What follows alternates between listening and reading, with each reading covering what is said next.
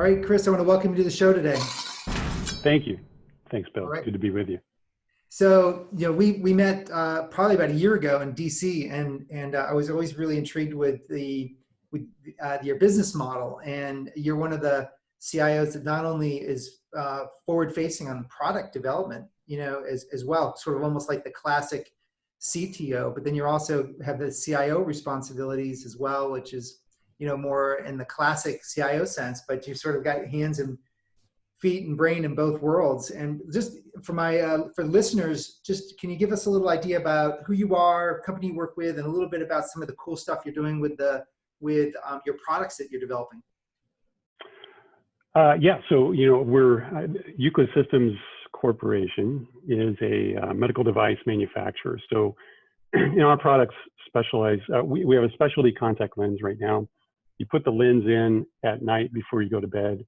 It reshapes your cornea, and then you take it out in the morning and you can see clearly all day. So this is a treatment for myopia, or those folks who can see close but can't see distance. So when you wear our lens at night, it's a therapy that you take it out and then you can see clearly all day long, no matter where you are. And so we sell that globally in a lot of different markets.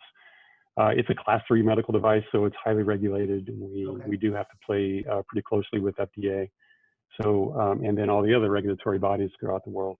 So it's a challenge that has its own challenges, but we're expanding products and we're diving into some cool things. I can't go into a lot of details because my competitors might be listening, but I'll share as much as I can. What's the market like? What's the market for the amount of eyeballs that you can impact in the world for what you I mean, sure, someone's done that research, right? Yeah, so you figure there are just over about 7 billion people in the world right now, and that's growing all the time. By the year 2050, the experts expect that 50% of the people in the world at that time, and there are 7 billion now, will be myopic, and they're going to need a treatment. So laser surgery is not for everybody. Some people fear it, and then sometimes it's just not a good treatment. Spectacles, eyeglasses, they're not for everybody either. So this lens allows folks to not have to wear glasses and to do this therapy at night, and then you're good to go. So it's making the corrections at night.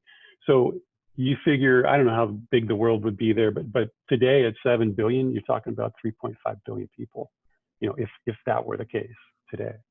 So, and it's just going to grow as it gets bigger. So it's a big market. Yeah, and that's just one product, that's just one thing that we're doing. So we'll have more. So what was in your journey to at your role right now, you're clearly, we'll talk about your CTO-esque role versus your ops role, your classic role. So we're doing heavy software development, and we're tightly integrated into R&D and tightly integrated into our manufacturing engineers and that world. So there's a highly collaborative relationship between our team, who's doing all the dev, and then the R&D who are driving, where do we want to go with the product? The marketing team's involved. So there's a product development life cycle and process for that matter. And so we fit into that. And we're not designing lenses, and we're not designing the actual product. That's what R&D does. But we get involved in the implementation side of that when they push it to production. We're developing software that is operationally creating the designs of those lenses, of doing of taking the orders and pushing them through, but heavily it's the heavy math.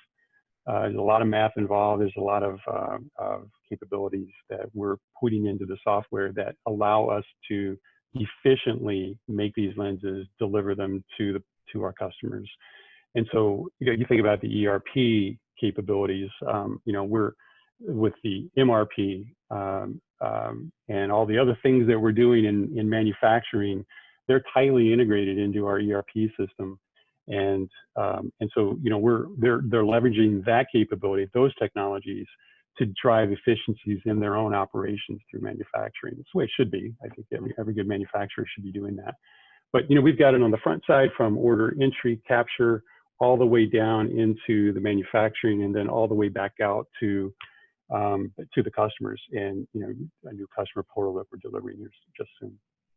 So now, when you're actually developing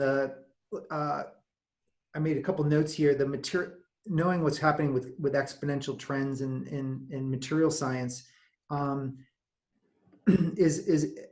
you have to actually keep track of the fact that you're not, because it was not too many years ago, it was sort of like a glass lens, and then it became like probably more of a plastic type substance, and I'm not using the right words for this, but how Sure. closely do you pay attention in your role to changes in material science versus the math of like how concave the different, like how do you figure out where the market's going and where you guys need to be?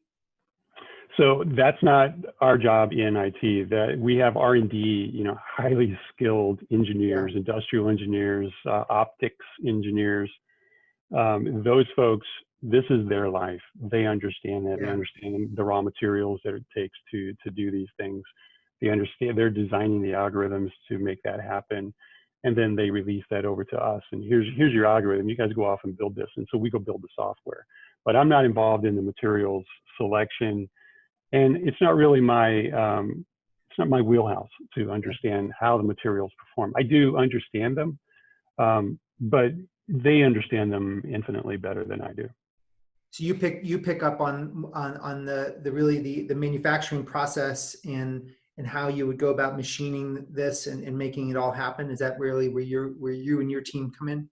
That's right. So once the R&D is done with it, the engineering team takes it and they have to figure out how they're going to manipulate.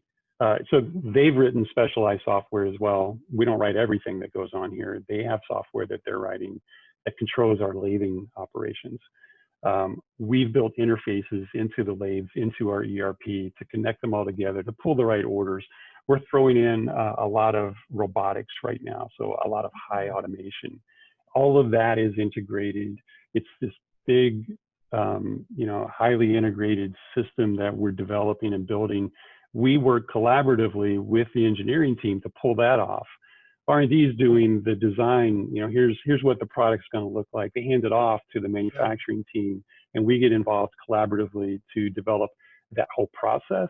And then the extra things like how are we going to order it? How's that going to fit? How are we going to configure that product as it comes in from a customer? So there's a lot of collaboration between the teams.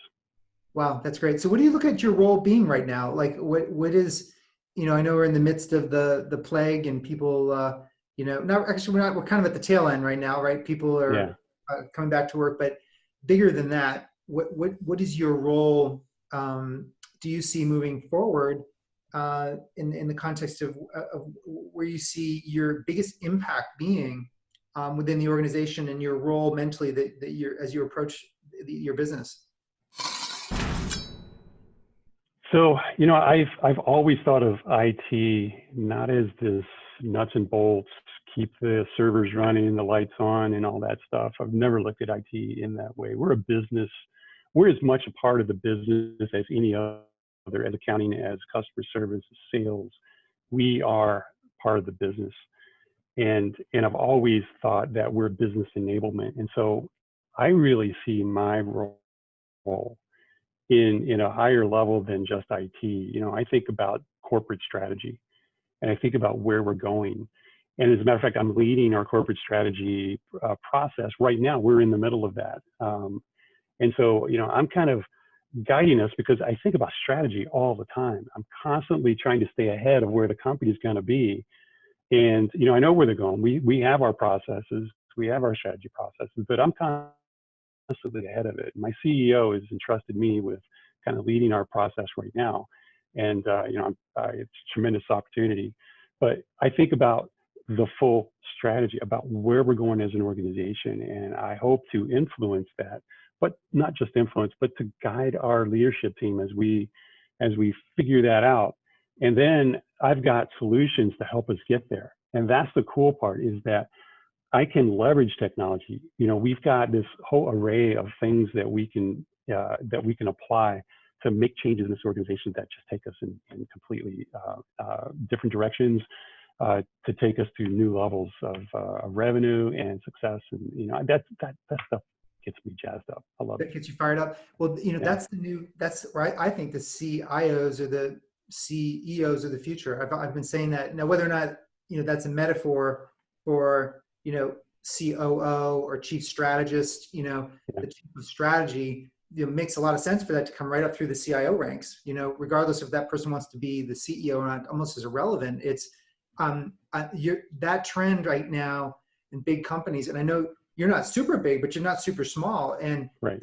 CEOs are having to outsource to their team members strategy because they can't go deep enough and wide enough across disciplines, and they have to have it a different type of lens of reality.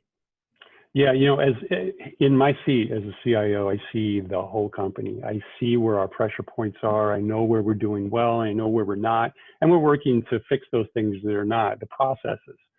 And so I've got my finger on the pulse of the whole company, and I understand where our stress points are. And so as we think about what our solutions are going to be and how we're going to get there, we think about our strategy and where we want to go. I know where our weak points are. I know where our strengths are. And I'm not the only one. I'm not saying I've got the only answer here. But I do have a very keen understanding. You actually can bring solutions. I can. Yeah, that's just because some things that are mysterious to other business leaders, because you understand how to take software and make something happen. Yeah. You understand how to deploy something and make something happen. It doesn't mean they don't get that, but you just have a different. You have a way of connecting the dots that straddle the whole company, because all companies are digital companies, but you're making glass, not glass, but you're making eyewear. Contact lenses, yeah. Yeah, contact lenses. Yeah. It's really interesting. Yeah, and I couldn't agree more. I think we're actually, you think about the technology that underlies the whole company. If you think about a body, I think we are the circulatory system, or maybe the nervous system. I'm not quite sure. I've been debating that for a while now. But I think they say cash is king. Cash is the blood of the organization. So I have to claim nervous system.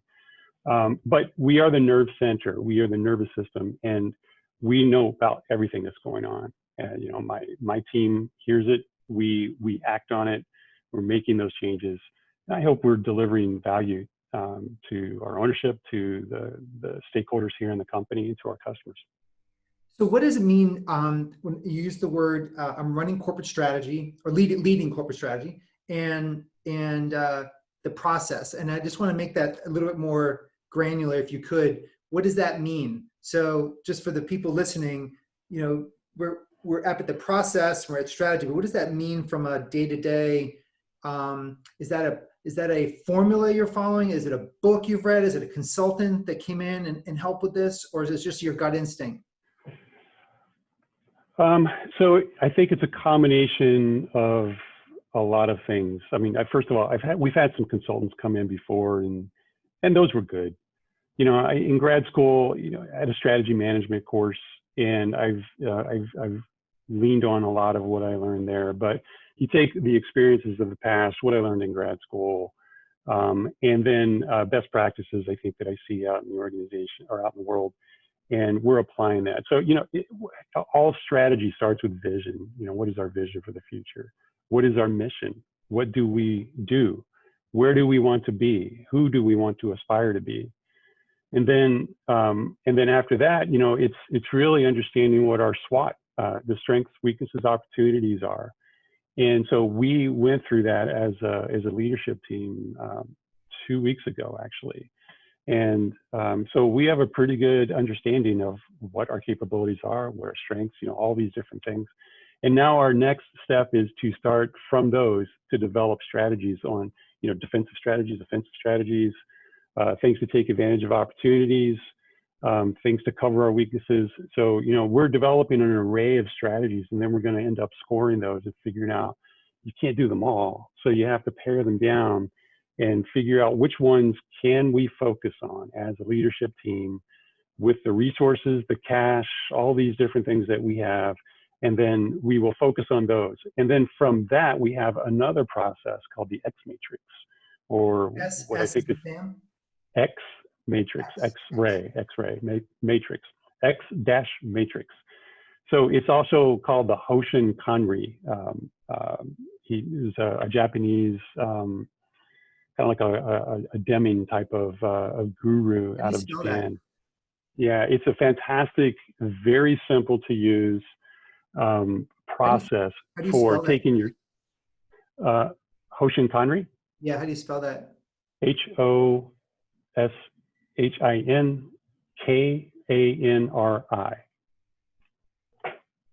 If you Google X matrix, you'll find it. Okay, got it. I'll put it in the show Um, notes, at least people can. yeah. So once we as a company have determined what our strategies are and what our strategic objectives are, then so we align those. So we drive execution on strategy using the X matrix process. So Okay, we start with the objectives. We line up. It's a grid. So there's a square in the middle. You've got your strategic objectives at the bottom.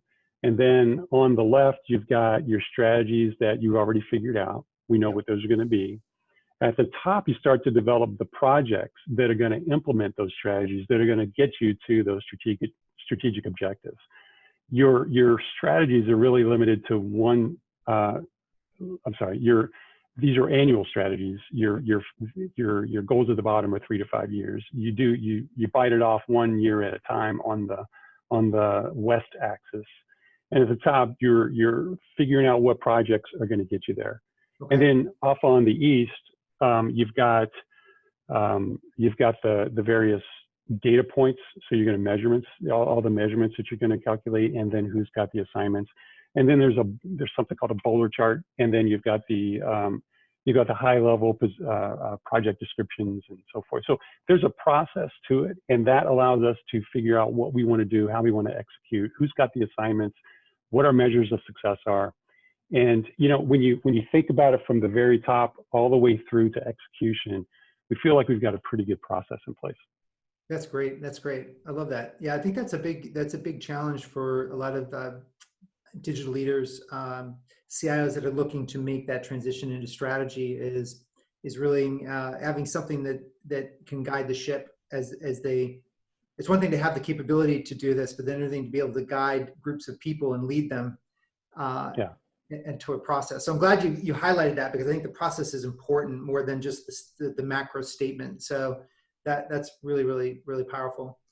What did you really want to cover with me? You think would be a good thing for people to understand about what you've learned, what your next 100 days is going to look like. So we talked a lot about strategy and in the bigger picture, and so either one of two things.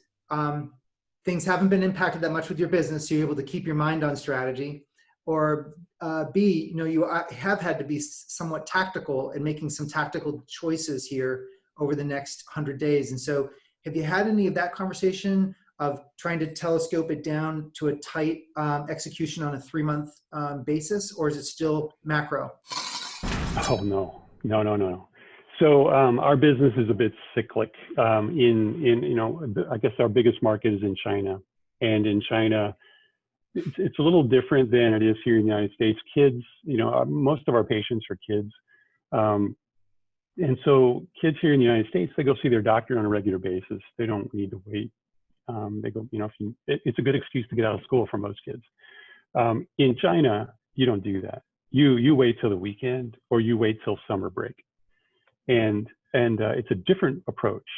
They do get in to see them on occasion, but by far we see a really big surge in business over the summer. And so our high season, if you will, is coming up this summer. So my team has been very focused on delivering some of our strategic projects. We have a roadmap of evolutionary product development that's going on. So we've got some major releases we need to get done by the end of June. And we're ultra laser focused on getting those things done. It's absolutely vital that we do that. And so, I spend a lot of my time having conversations with my team about what are our risks, how are we mitigating the risks? Where can we apply resources to make sure that we're going to deliver that, these projects on time and in a way that actually works? You can't go live and have it fall flat on its face. So, we're doing those kinds of very tactical, all of that tactical work right now. And I'm very focused on that. I've got a lot of strategic things I'm working on right now as well. But at the end of the day, my boss is going to hold my feet to the fire on whether or not we actually deliver the things that we promise that we need to deliver. Sure. And it's my objective to make sure that we do. Do you have any mentors that have been influential for you over the years that have really been helped formulate and codify some of your personal vision? Yeah, there was a Jim Oxy. I was at General Dynamics. How long ago was that? Back in the early 2000s. And Jim Oxy was a boss that hired me and brought me here to Northern Virginia. And he really cultivated this sense of care. He showed me care. I was in the middle of a transition that lasted 7 months from the time I could sell my house back in Idaho, which is where I was. And then, but he figured out ways to get me home. And, at least on a monthly basis, because I had very small kids at the time and I was really missing them. But he showed me a level of care, you might say love, that I had never seen in a boss before. And that stuck with me. That resonated with me. And so, as I think about my management style, my leadership style, I consider myself a servant leader, and he showed that to me. He showed me how to do it successfully. And so I adopted it. And, and as I lead, I'm looking to elevate my people to do better and to clear the roadblocks, to make them successful. And, that's how I come to work every day, is to try to help my team be successful. And that means a lot. You have to take care of them. I'm constantly asking, how are you doing? What do you need? I'm not unique in that. I get that. But, Jim had that lasting impression on me that will forever be with me. And so, I always appreciate, he went on to be a CIO at some other company, and, we've kept in touch over the years. He moved out of state, but he had he was that mentor that really took me. But by the way, he also hired me into another company, an architectural and engineering company, and helped me develop and move into much bigger things. And, I was at that company, I was a software shop manager. I can't remember my title, but I was in charge of software development, and he helped me get there. And then, from there, he believed that I could be a CIO someday, and he was right. I could, and I had the skills for it. He believed that I could do it, and so that kind of confidence, that kind of egging on from my former boss was, well, it just changed me. It really, I think, set me off on a good path toward the rest of my career. Yeah, we talked about the power of mentors and the power of who, and some of it's serendipity and luck, but some of it, people that have paid attention and trusted, it's really interesting when you actually have a general trust and a general approach to not being afraid. So he was completely unafraid in his management style, and he demonstrated it by actually going sort of counterculture, but he did it, by this unique approach. And it's really, really interesting what we learned from these powerful mentors that have played a role. And I appreciate you sharing that, because I think it's really worth to continue to develop mentors, and look and say, okay, my ambition is X, Y, and Z moving forward, whatever that may be, to develop some capability, but who can we surround ourselves with that emulates that we, and some of it's serendipity and luck, but I think sometimes we can also sort of engineer our path a bit by just being thoughtful about where we're getting our opinions from. I couldn't agree more. Yeah, he was helpful in doing that. That's great. That's great. Well, Chris, I've really appreciated our time together today. Is there anything that you're like that popped in your head as I'm talking that you think, you know what, I wish Bill asked me that, that you wanted to end with now?